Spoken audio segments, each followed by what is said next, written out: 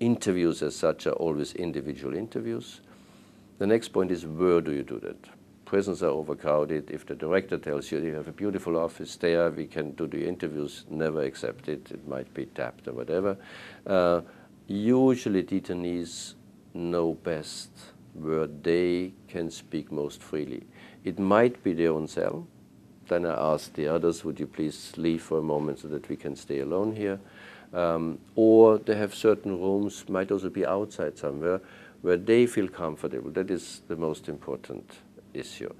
And then we are sitting down there. I'm never alone with the detainee. We have this principle of 4 eyes. It's also good if you talk to a person, if you interview, you're not taking notes at the same time. You should keep eye-to-eye contact with the persons, and somebody else is taking notes. The next time we might shift.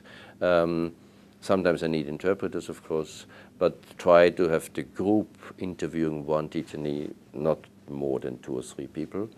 And then I usually start asking the question, when have you been arrested? And then very often they try to tell the whole story, and they say, I'm innocent here.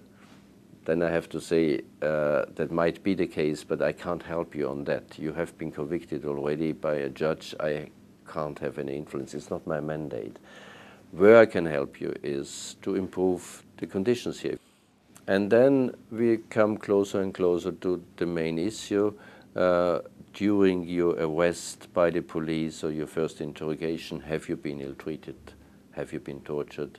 How are you treated after you have been moved to this particular facility?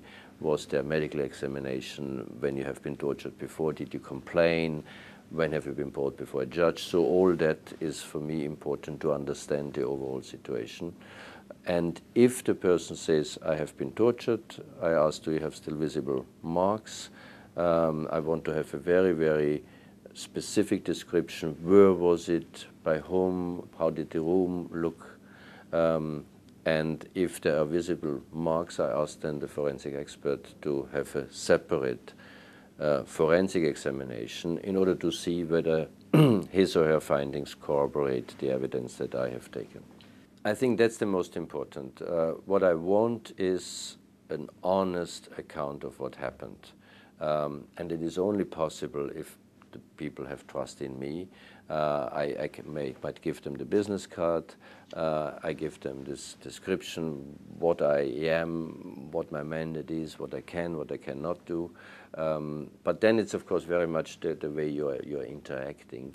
That is then establishing the trust that makes them speak up. So it should not be an interrogation, it should be a friendly interview. So usually my experience is, there are exceptions always, but that if you develop this trust, if you stick in the normal methods of carrying out these interviews, you're double-checking certain answers, etc., then you get a true story. If you interview a person who really is traumatized and who went through hell, then you have to build it up very, very carefully, and that might take 2-3 hours.